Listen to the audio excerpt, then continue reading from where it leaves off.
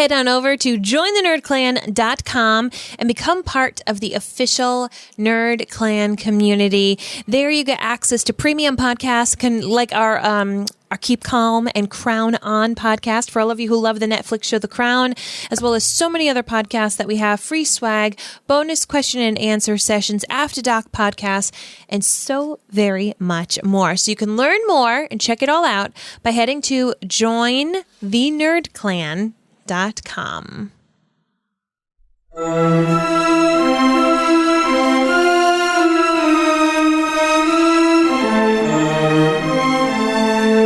From Providence, Rhode Island, welcome to the Potterverse. It's a podcast dedicated to the Harry Potter book and film universe. So grab your favorite wands and time turners. Let's step into the night and pursue that flighty temptress adventure.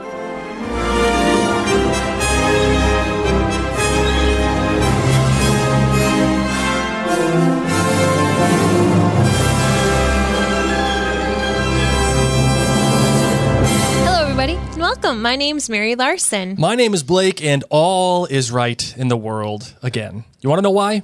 Why? Because I'm not wearing a Hufflepuff t-shirt. Oh, but you will again one day. And I can rank on those puffs all I want. Not. We already talked about this. All I want in this episode. How about you just rank on yourself? I fulfilled my obligation last episode, and I'm back in rare form. Who we can totally hate on though is Marge. We can hate on Marge in this episode together. We can unite under the hatred of Marge. Who's worse, Marge or Umbridge? Ooh. That's a good question, ain't it? That's a good question. That is a very good question. You take a hot second to think about that. I'm going to. Umbridge is like the wizard version of Muggle Marge. If one were to say that all of Harry Potter's experiences are one big dream, kind of like in the vein of Dorothy and Wizard of Oz, Umbridge would be played by Marge. Oh, yeah, absolutely. Right? Good point. Like all these people that are in his real life, who would they be in his dream? Who would be his scarecrow? Who would be his cowardly lion? Mm-hmm. Yeah, that's what I'm going for. Yep, absolutely.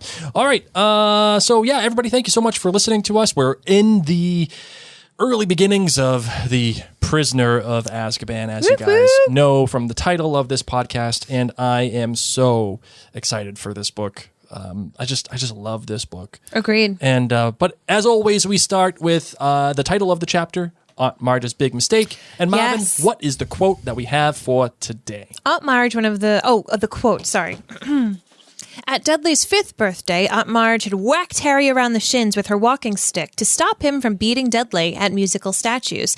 A few years later, she had turned up at Christmas with a computerized robot for Dudley and a box of dog biscuits for Harry. On her last visit the year before Harry started at Hogwarts, Harry had accidentally trodden on the tail of her favorite dog.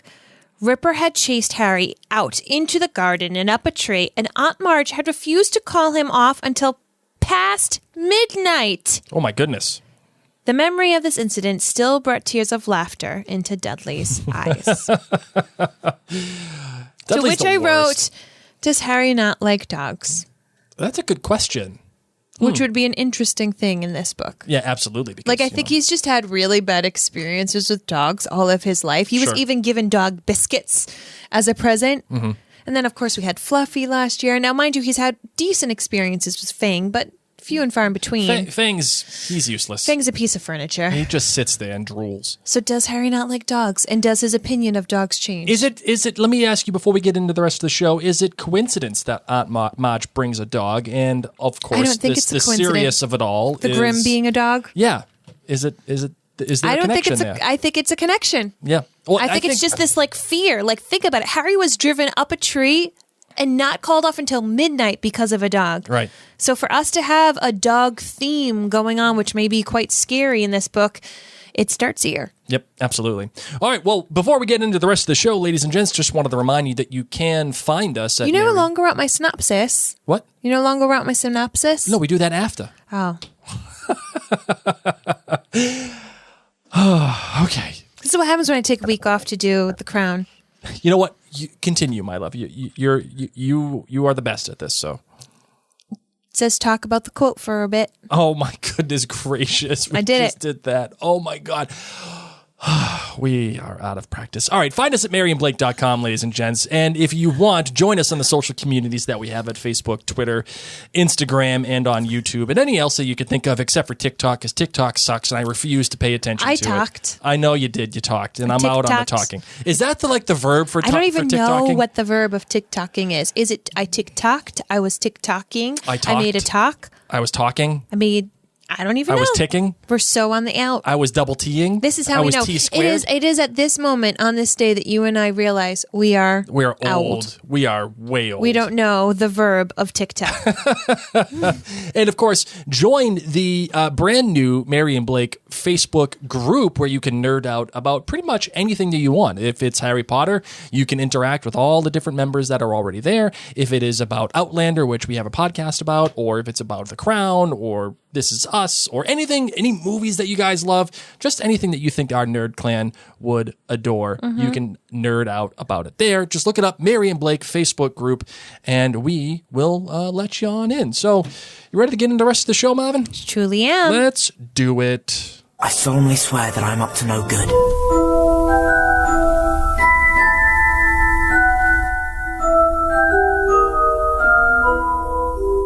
Guess what? The worst aunt ever, Aunt Marge, is coming to visit, and she's hanging on over at Privet Drive, except she makes Harry upset by speaking ill of his family. So Harry accidentally blows her up. Not like, but literally like blows her up like a balloon and then leaves. Yes, and then, he takes off. It's a good cliffhanger, man. It's great. I like how this cliffhanger works. Me too. Because where's Harry going to go? What's he going to do? He's 13 years old. But at the same time, it also works because of the mystery of it all. But it also works because we have... hold on one second. Okay. Sorry, our son is downstairs visiting us right now. So, and he looks a little flustered. That's okay. So we have this idea here that Harry is leaving, okay? And he just ups and takes off. And there's the mystery of where is he going to go? What's he going to do? How is he going to handle all this stuff, right? How is he going to handle just being on his own? But there's also this other layer to it as well. Harry himself is just taken off. And he's no longer going to be bound by the rules that the Dursleys make.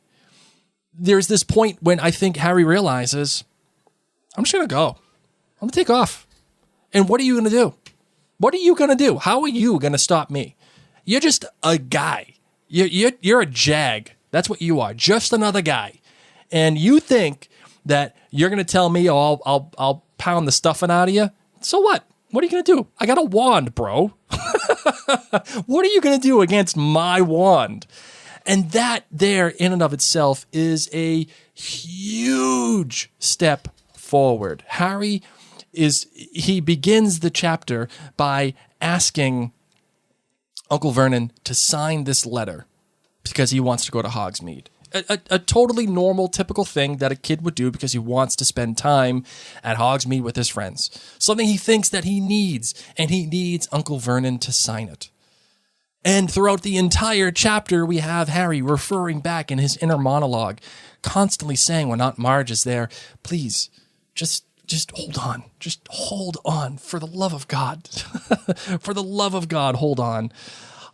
Think about the brooms and think about all the things that are happening around you that will make you happier. You were able to go to Hogsmeade as Mary returns. Thank you, Mary. You're welcome. Is everything okay with our boy? Yes. Okay. As Harry, he's thinking about what he has to do to just stay in line so that he can have Uncle Vernon sign this letter to go to Hogsmeade. And as I was saying, Mary, I know you weren't here, you were dealing with our son. I was saying that Harry begins the chapter by asking Uncle Vernon for this thing and kind of giving an ultimatum, but he knows he needs it. But by the end of the chapter, he tells Uncle Vernon to basically screw and say, hey, I'm out. See you later. And there's nothing that you can do to stop me. There's nothing that you can do to hurt me. Anything that you think you can do to me is nothing because I'm out and I'm my own person. He's 13 years old now. Maybe the things that I have and the things that I say and the things that I want actually have validity. Gotta tell you, this frightens me as a parent. Because I know me as a 13-year-old, I would have felt this strongly. Now, granted, I didn't have the atrocities done to me that Harry Potter did. But man, yeah, when you're 13, you are bold as brass. Yeah, because you finally get the idea that I got ideas. Yeah. And you know what? Your ideas suck. My ideas are good. Maybe. You know, I mean, it's for some kids, and some kids just say, "What are you going to do?" I remember the time when my mother, I think I hit 6 feet by the time I was like in 8th grade. Oh my God, of course. Right around then. And my mother was, 5 foot nothing, this 125 pounds soaking wet woman. And I was 6 feet, 195 pounds by the time I was in 8th grade. And I said, she's like, if you keep acting up, you're going to get it. I said, what are you going to do? What are you going to do? Ooh, you've said that I did. to her. I said, you're this big. I could squash you like a bug. And that will not go over well. And I was saying it playfully, but also kind of serious at the same time. Mm-hmm. She did not take. No, I believe it. No, she didn't. No. Time for a timeout. I could tell you what she would say, but some of you may not appreciate what she said. She threatened me with something that was not good. Yeah. So that's that. I love the journey that Harry goes on in this chapter, going from needing Uncle Vernon to saying, "I'm out. See you later." Yeah.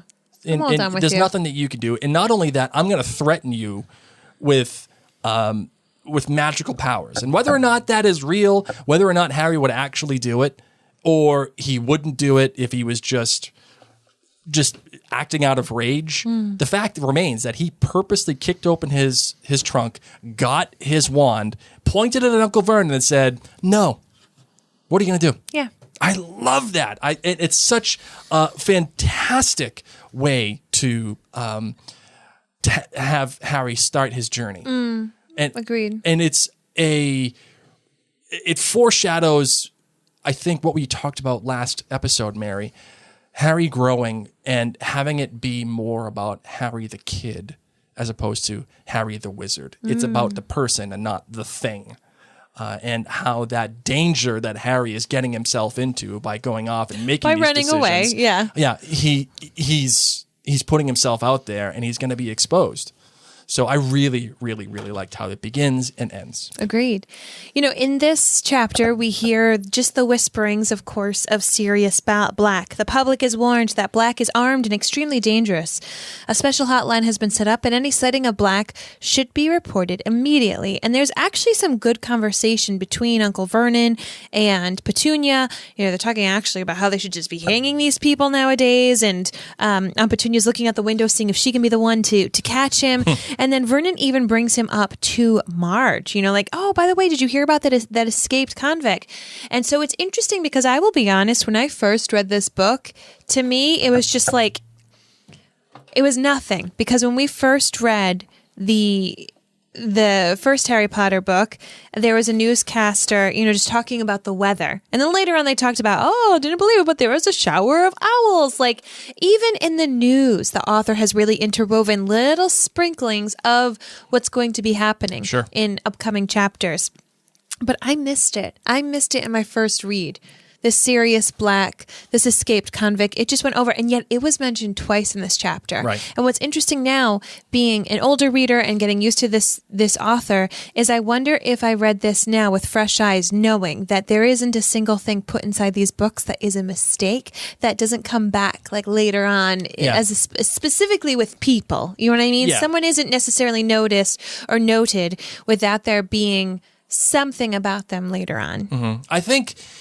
I think the author does retcon some things. I think the author does fix irregularities. But you're right, Mary.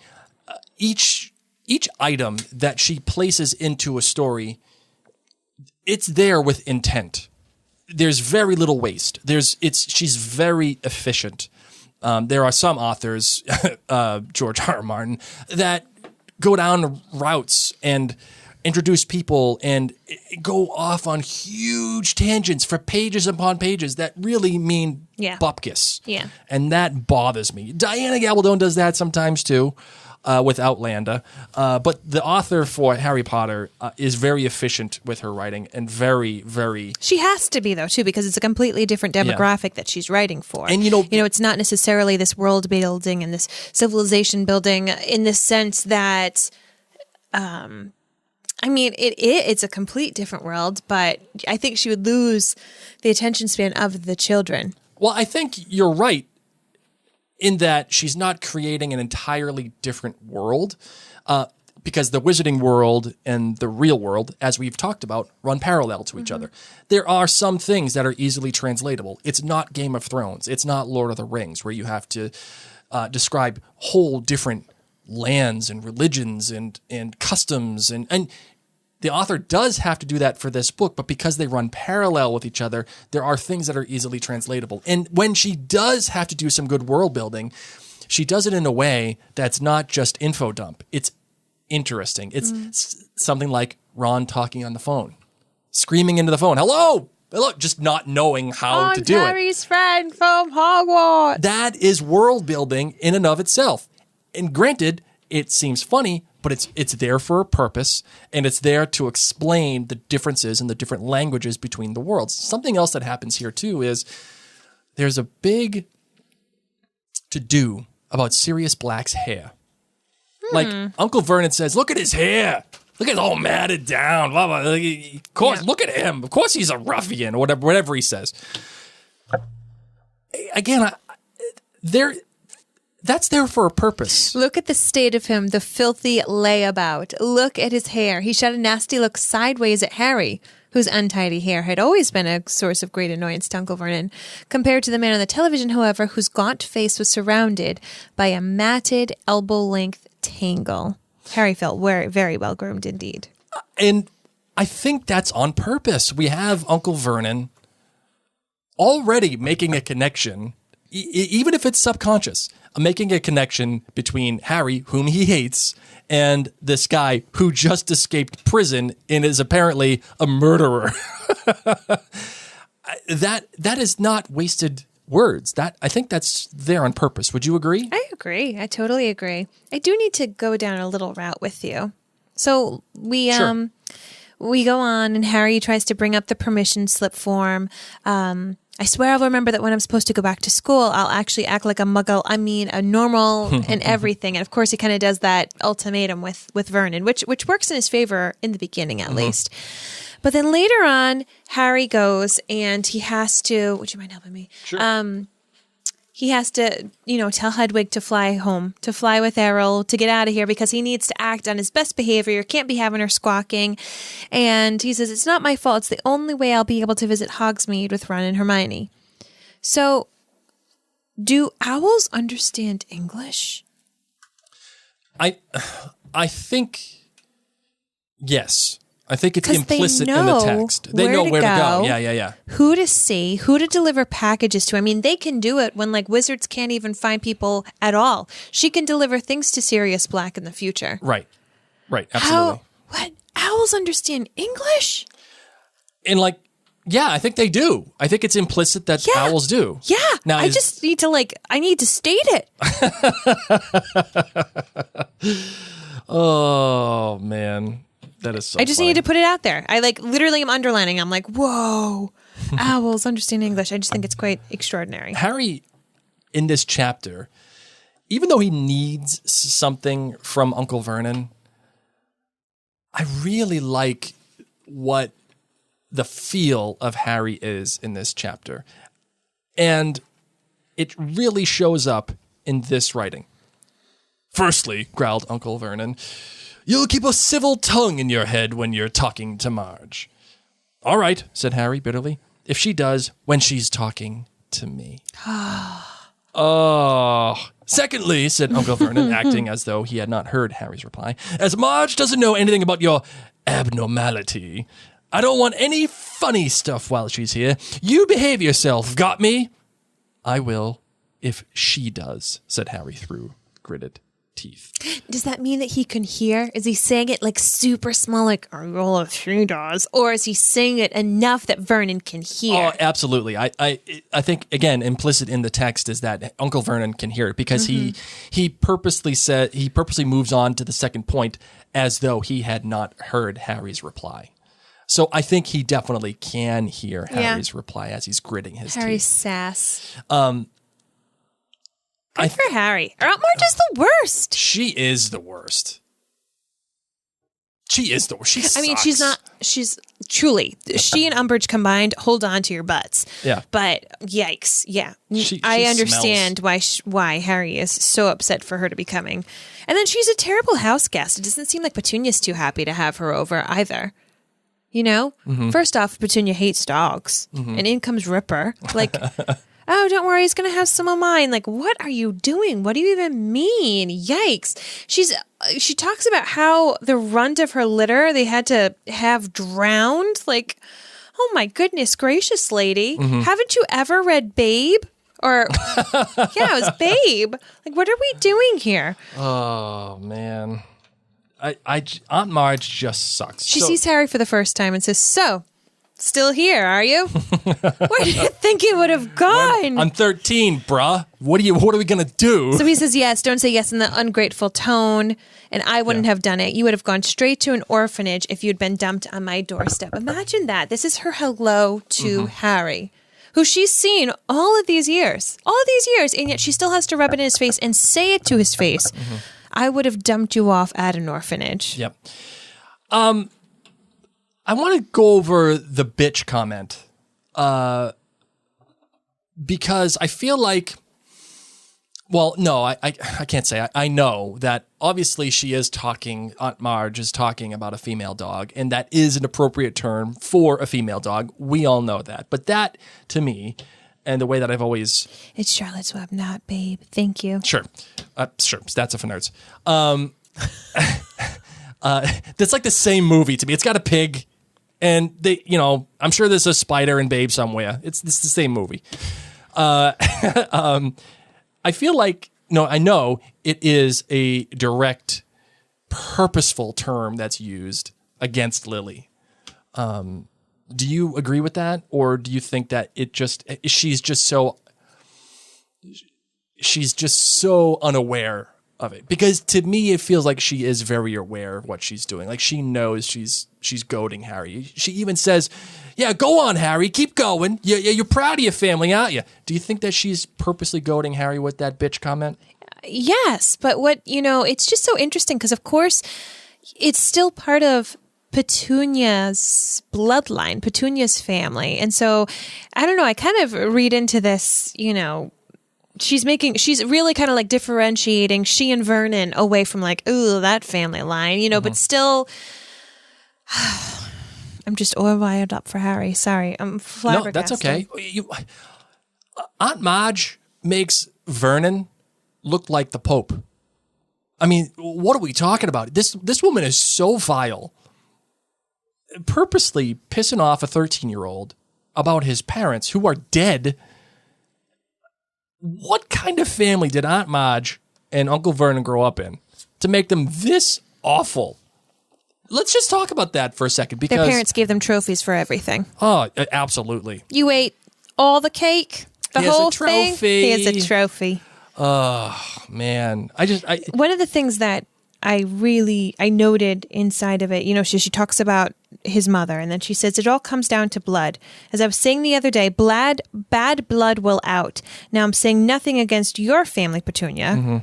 Mind you, there was no shady eye going on, but it was interesting because she was saying something bad about her family before. She was talking badly about Petunia's sister, but now she's differentiating. Oh, okay, now we're going to move on to the Potters. I'm not saying anything bad about your family, Petunia. But your sister was a bad egg. They turn up in the best family. She ran off that wastrel, and here's the result right in front of us. And then she goes on to talk about the Potter. What's interesting is she says it all comes down to blood.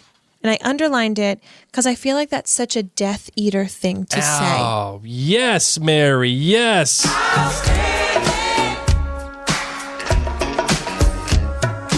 Makes me want to shout. Excellent. All comes down to blood. Yes.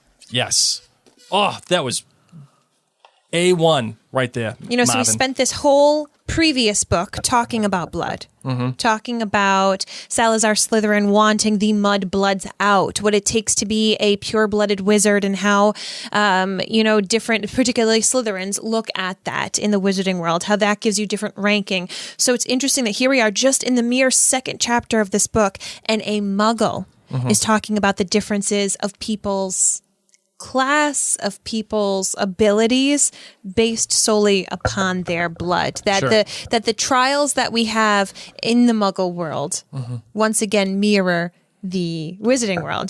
Just like how we were saying how Harry was like being dumbfounded in the wizarding world, yet here in chapter 1 it's Ron not knowing how to use the phone. And then same thing, there was bad blood in the wizarding world that people would poo-poo if someone's a mudblood, and yet we're seeing that same kind of behavior here in the Muggle world. Yep. Again, parallel. Yes. Absolutely parallel. Just different forms, but parallel. The final bit in the chapter before, by the way, if you're reading the illustrated version, hold on tight. The artwork for Aunt Marge blowing up is truly disturbing. Yeah.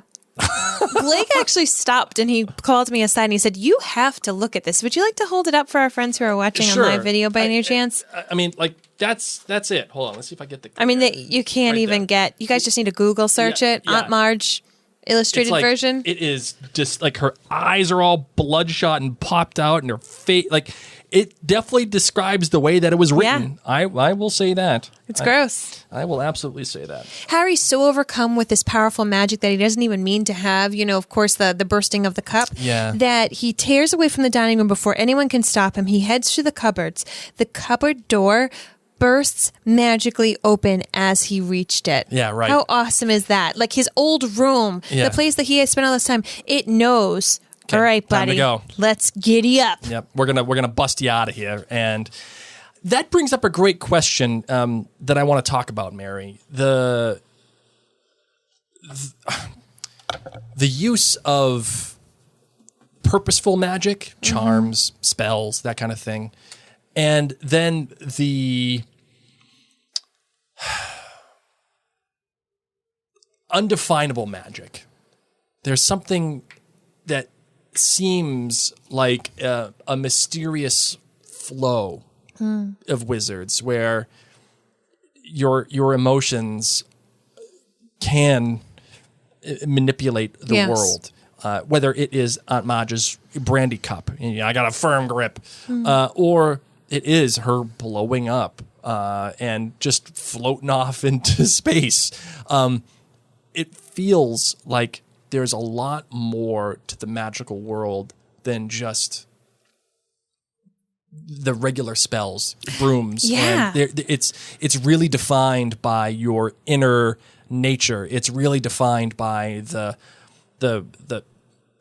sanctity of who you are and how you interact with the world. Makes me wonder too how important it is that wizard-born children or Muggle-born children are recognized by Hogwarts, by various schools, because think about it, like obviously these situations of Harry blowing up his aunt, of various situations, they happen during times of immense emotions, all right? And it's making me think a lot of Fantastic Beasts and where to find them. With the kid, that's what the heck's the name of that thing? What's his name? It begins with a C. Oh, you're going to have to vamp me. I'll figure it out. It's because we've been here in the Potterverse a bit more than the Fantastic Beasts universe. Vamp. I feel like it's a 2-syllable name too.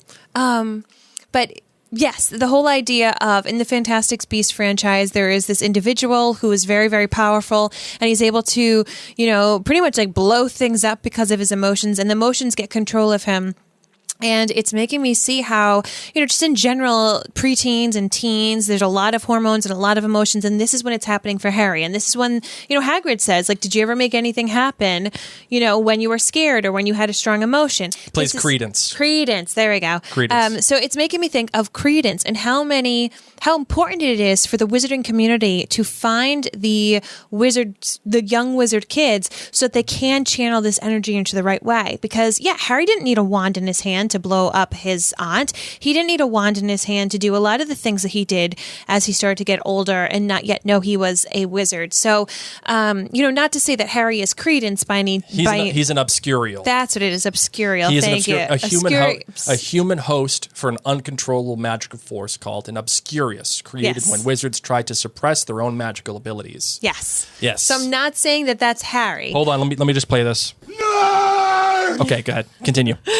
Swing and miss. So no, I'm like trying. I'm like, it begins with C and it's 2 syllables. So thank you all so much for those of you joining in right now. Yep. But that's, not to say that he's an Obscurious, but that maybe there's that little bit of that teenage angst that can do these things, that if it's not checked, if it's not trained in the right way, it can get worse and it can affect other people. Right. So, and we saw that in the Sorcerer's Stone when he makes the glass disappear. Yes. But this feels different. This feels... And this is what I mean. I feel like as you get older and you have more extreme emotions, it can be taken this way. And that's why it is so important, not only for these people to learn the ways of the wizarding world, but like Harry doesn't need a wand to do this. And a lot of spells, when wizards are older, they're able to do it obviously without their wands, but that takes a lot of focus and a lot of expertise. And Harry's able to do it right now, not even meaning to. He didn't think like, I want to blow up my wife, my aunt. But he just did. So it kind of leads me in that kind of like Obscurious kind of way of like this passion and distress exploding in a way that is uncontrollable. Sure. And it's kind of just that whole like teenage angst that when you have this power, it can just explode and take off. This feels though, you're right, teenage angst, but it feels elemental. It feels almost like the Force in Star Wars. Yes. Hold on. Let me play it. Hold on. It feels like the Force. It feels like something that is in and around us. It's not just you. It's not just the conduit. You are not, as a wizard, it feels like a conduit of something larger. And whether or not that can be manipulated or not manipulated in different ways, it feels like this is beyond Harry's... Agreed. Beyond Harry... understanding, but beyond his capability, beyond his life. Yeah. This is larger, something. But that's why I'm wondering, like, if is part of the aspect of Hogwarts almost more like that meditation, like channeling that energy, so that when you do get upset with your partner, when you do, stub your toe, or when you do get really upset at something terrible in the world, that you don't just have this like spurting off accidental magic. Is that part of the training that we don't read about? Right. But I'm just wondering that because he has it, is that part of the skill set that it allows it to be channeled? It actually kind of reminds me a little bit, this is another nerd thing for you too, X-Men. And Jean Grey and how she becomes the Phoenix, and the walls that Professor Xavier had put up in her brain because he knew that she was uncontrollable, that her force was beyond recognition. And he put these walls up, and eventually she breaks those walls down and becomes the Phoenix. That feels agreed very much like that because too. Harry is a powerful wizard. Is he the smartest, apple in the bunch? No, Hermione obviously is, but Harry is actually like the most powerful. Well, he's able to get a Patronum that we find later just in this third year. So there's many reasons to show that he is a powerful wizard. He has a wand that has a core that matches the equivalence of the power of Voldemort's wand. So like this accidental magic, it's powerful and it's scary. And thank goodness this boy was sorted into Gryffindor and wants to do good in the world. Denise here actually on Facebook asks a great question. Do you think that Harry is more powerful because of his interaction with Voldemort or being a Horcrux? Both. Is it a both, or is that like, is he because of everything? Maybe it's both. That's what I'm feeling. I'm feeling like it's both. I'm feeling like because of this whole thing with Voldemort. So Voldemort, of course, that whole everything. What doesn't kill you makes It always goes back to Kelly. Always. Kelly and the Godfather. It did make him stronger. Yes. The final bit here that I want to talk about is the writing. The writing here by the author as Aunt Marge is blowing up. I adore how this is written. It is Read it real, to me, Blake. And it is... Especially since I get to look at the bottom half picture of her. Yeah. Here we go. They didn't die in a car crash, said Harry, who found himself on his feet. Notice that. Found himself on his feet. It's almost as if he is doing things without recognizing or without it is involuntary. Mm-hmm. It is something that happens. He sees himself doing. He's almost like he's looking at himself from outside of himself. Yeah. They died in a car crash, you nasty little liar, and you left you to be a burden on their decent, hard-working relatives, screamed Aunt Marge, swelling with fury. Notice that too. Swelling with fury. You are an insolent, ungrateful, little... And then there's this break, the dash. But Aunt Marge suddenly stopped speaking. For a moment, it looked as though words had failed her. She seemed to be swelling with inexpressible anger, but this swelling didn't stop. Her great red face started to expand. Her tiny eyes bulged and her mouth stretched too tightly for speech. Next second, several buttons burst from her tweed jacket and pinged off the walls. She was inflating like a monstrous balloon, her stomach bursting free of her tweed waistband, each of her fingers blowing up like a salami. Ugh.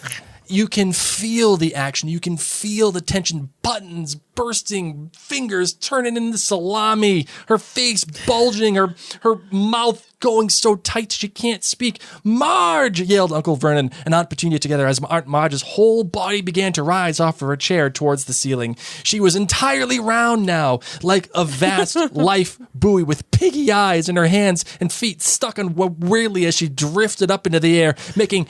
I love this writing. Making apoplectic popping noises. Ripper came skidding into the room, barking madly, "No!" Uncle Vernon seized one of Marge's feet and tried to pull her down again, but was almost lifted from the floor himself. Next second, Ripper had leapt forward and sunk his teeth in Uncle Vernon's leg. And then, everything goes from this moment of ba-ba-ba-ba-ba-ba-ba-ba, and then it goes right into Harry. Yep. And that you can feel the tension. Yep. And that you can feel everything slow down. Harry tore from the dining room before anyone could stop him, heading for the cupboard under the stairs. The cupboard door burst magically open as he reached it. In seconds, he had heaved his trunk to his front door. He sprinted upstairs and threw himself under the bed, wrenched up the loose floorboards, and grabbed the pillowcase full of his birthday presents. He wriggled out, seized Hedwig's empty cage, and dashed back downstairs to his trunk just as Uncle Vernon burst out of the dining room, his trouser leg in bloody tatters. I love that. And then that tension of Uncle Vernon coming back. "Come back in here," he bellowed. "Come back and put her right." And then Harry says she deserved it. She deserved what she got. You keep away from me. And then he points his wand at him and he takes off. Excellent, excellent, excellent. That writing is perfect. Agreed. Perfect in every way. Just amazing. Agreed. So anything else you want to talk about, Marvin? No. You want to get in some different perspective? Sure. All right, let's do it. Well, before we get in the different perspective, wanted to let you know that it's brought to you by the Mary and Blake store. Got a brand new product in there. Tell me. Don't let the muggles get you down. Don't let the muggles get you down, man. You can get that. It is there at the maryandblakestore.com, and as well as all of the other Harry Potter items and merch that we have, in addition to everything Outlander, This Is Us, Mary and Blake brand, all the stuff that we got going on, it is there. Again, the maryandblakestore.com. Let's do it, shall we? Mm-hmm. Holy cricket! You're Harry Potter! I'm Hermione Granger. And you are? I'm going to be Aunt Marge. Oh. Yeah, I'm gonna be Marge. Because you know what? It's too easy to be Duddy. Oh. Duddykins. Duddykins? I didn't think it would be Duddykins. It's too easy to be Vernon. or Petunia. Okay. I could do Petunia a I little was bit. thinking Petunia might be fun, but Could- go for Marge. You know what? I want to show up. I want to have some fun. I want to drink some brandy. I'm gonna have a little nosh. We'll have a little nosh. I mean, the fact that I use the word nosh makes me cool as it is, because I use the word nosh. I'm gonna use the word nosh this week. Sounds great to me. I'm gonna nosh on the nosh. Because you know why? Because I said it. Because I'm awesome. I think I'm great. I breed dogs. I breed dogs. I got all these dogs here, but I can't let Ripper go. I can't let him go because he's too precious to me. He's no gonna show Claire. up. He's no Scottish Hound Dog Claire, but I don't care what Petunia says because it ain't Petunia's house. It's my brother's house. And guess what? It's my brother. And he's going to let me do whatever I want because I overpower him at every single turn. how long are you staying? I'm going to stay for however long I feel like. Could be a couple days. Could be a week. What do you do? I show up, I eat, I drink some brandy, give me some cake, I'll have some food, I'll nosh on the nosh. And you know what's not gonna ruin my day? What? Harry Potter. Who? That little kid. That little kid that showed up, on his drunk father and his useless mother. Listen. I said that Petunia is not you, but we all know Petunia sucks. And we all know that her sister, she sucks too. And it's fine. It's fine. You know that Marge at her cribbage games, Yeah. all she does is gossip about Petunia. Because she doesn't take care of my husband. I mean, my brother. She doesn't do anything. He's the one who goes out to work. He's the one selling the drills. When I met that wench the first time, I didn't like her to begin with. The curly hair. And if it wasn't for her, Yeah. they wouldn't be having Harry Potter. That's right. She's the one who brought the burden She to my brother. probably begged him. Yeah, you know she did. You know. Oh, we can't leave him out there. Listen, do you know what I do to runts? So, yeah, this is what I do. And Harry ain't going to make nothing. I don't care what he says. He can go on about his dead dad, about his dead mom, all he wants. I know what happened. They're just useless, just like that little kid, Harry. And I want him out as soon as possible. And I'm going to show up. And guess what I'm going to do? I'm going to bust on him so bad he's going to want to leave. And what's he going to do to me? He's 13. He's 13. He can't do nothing to me. He's going to show up with his little glasses and his stupid hair. Come on. I don't think so. End scene. End scene. So, Well done. so that's that. Well done, Blake. Yeah, it's because, I'm awesome. Time for some email and questions. All right, here we go. Let's get the questions time. Listen, if you guys are listening on the podcast app and you are not live with us on YouTube or Facebook or Twitter or Instagram, that's okay. You can email us some questions that you have about this chapter, about anything Harry Potter, and we will mention it next episode. But for now, Mary, what must people do in the live chat? Put a lightning bolt emoji before your question, and we'll scroll and see that and make sure that we read it aloud. Let's do it, shall we? Yes. Miles here. All right, so let's see if we got the first questions in here. All right, Caitlin says, Harry doesn't have to go through an expulsion hearing for using magic to turn Aunt Marge into a balloon. Is there a way for the Ministry of Magic to tell if the magic was used by an underage student accidentally, or was it on purpose? Ooh. Well, from my recollection from the book, and I know in the film, is that Cornelius Fudge talks about it as accidental magic. So he must know that there is a difference. Okay. That, again, it's that thing that, a kid of Harry's age isn't capable, really, of doing what happened to Marge. Yeah, maybe he hadn't learned that, but first years learn Wingardium Leviosa. So when the cake had levitated, they were like, there was a Leviosa charm. Yeah. And we know Harry just perfected it this past year. True. Whereas he didn't learn how to blow people up charm. Right. That's for fifth years. And the other thing, too, the other thing, too, Gorgio. is that does Fudge know Sirius Black's relationship? Yeah. He does. Okay. Yeah. So he knows that Sirius Black has escaped Azkaban, obviously. And even though he knows the relationship between Sirius and Harry, he still doesn't yet necessarily know You'll find that out. Sirius doesn't want Harry dead. You'll find out. So he has to protect Harry. And We're not there yet. I know we're not there yet, but I'm just saying. Oh. This is a spoiler podcast. We can talk about this Oh, stuff. no, I know. I know. So, yes, I think that there is a distinction that can be made I think the text would suggest it, even though Fudge may have an ulterior motive because he knows he has to protect Harry. So he's saying, listen, I can't protect Harry if this kid's expelled from Hogwarts. He's got to learn this stuff. He's got to know. Right? So there is some kind of motivation to keep him in school and call it accidental magic. Sorry, Harry. Yeah, we know. Yeah, us girls, we know. It's fine. You know? No? We'll see. The next one comes from Denise. She says, in the Muggle world, we'd say Marge is full of hot air, and Harry makes her literally full of hot air. Two worlds meeting. Love it. Yes. I would not want to pop her. Ew. It'd be like, what's her name in Charlie and the Chocolate Factory. Oh, and she has to be squished. Go to the juicer. Yes. Bring it to the juicer. Is that Veruca Salt? No. Yeah, it's Veruca Salt.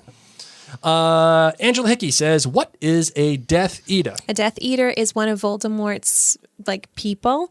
One of his followers. Yes, yeah, one of his followers. That's what they would call themselves. Dare I say a cult following? Yeah, I would say that. Elizabeth asks, are there children with magical power that don't go to any wizard school? That is a great question. So there's the Squibs, who are children who are born of wizards but who don't have magical powers, the opposite of a Muggle-born child. So the Squibs probably don't get to go to Hogwarts. I wonder where they get to go, the poor little bubs. But are there children with magical powers that don't go to any wizarding school? There have to be some. Think of Credence. Sure. It's Violet. Violet that turns into a blueberry. Yeah, not Veruca Salt. Sorry. So, but I think they have to be like big time under the radar. So Credence, of course, had like an orphaned thing. Like I think they do everything they possibly can to get these wizard kids. Yep. Yeah, you're turning violet. Yeah. Thank you, Rachel, on Facebook for that. I appreciate that. Anna asks, has anyone else noticed and wondered why Hagrid's hut changes from being real close to the castle to down the hill from the third movie on? I feel like I did find out at one point, but I keep forgetting why the change happened. I don't know. I don't know either. I think, well, in the first movie, I feel like they travel pretty far as little kids to get to Harry. When Emma Watson is mouthing the words on the way down, at the same time. Yeah. I feel like they travel pretty far. But you're right. I think there might be a small difference. Okay, let's see. That's it. Oh, Tammy says Ariana Dumbledore did not go to Hogwarts. Wasn't she a Squib? Or was she not a Squib and she was so emotionally distraught from... Isn't Ariana an Obscurus? Wasn't that what it was? Oh, goodness me. I'm going to find out. Vamp for me. Hold on. Yes. I vaguely remember yes. Ariana being an Obscurus.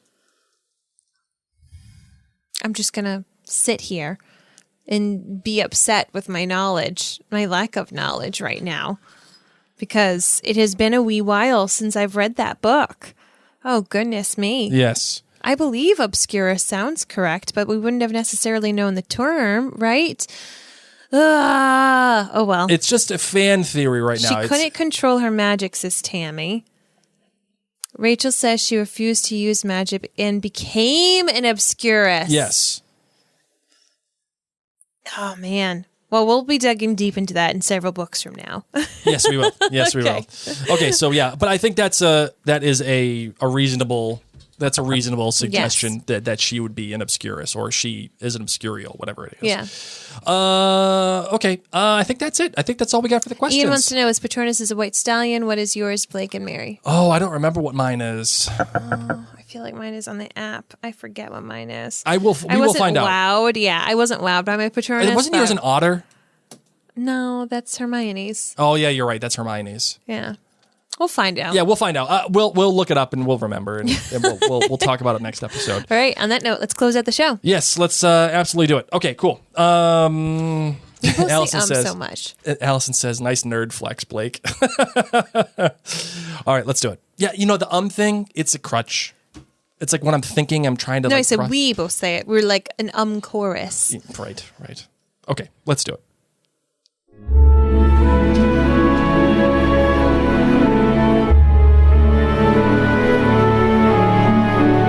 Thank you all so much for tuning in. If you're not on our texting reminder service, you're going to want to get on that action. Of course, the phone number, if you're in the U.S., you're going to text to the phone number 81010-81010, and then in the message field, at Elderwan, the at symbol ELDERWAND. It's going to get you on our complimentary texting service, and those of you who are on it, I'm going to get better at it. I apologize after a wee little break. I fell off the habit of doing it earlier in the day, so I will get back in the habit of doing it earlier in the day. Nonetheless, you'll always get a text right before we go on live. And I want to let everybody know that we are only 15 members away from at the jointhenerdclan.com from you folks deciding our next podcast. Woohoo! We will have suggestion thread at jointhenerdclan.com. We will take all the most popular suggestions, put them in a vote, and we will then all vote on them, and you will decide our next podcast. Whenever we hit that number, we're only 15 members away. So if you got a friend, tell him. If tell the random dude down the street, tell Uncle Ted, the guy that you hate. That's it. All right, so that's it for now. Could be a holiday present. Hey, I signed you up. For now, my name's Mary. My name's Blake. Mischief managed.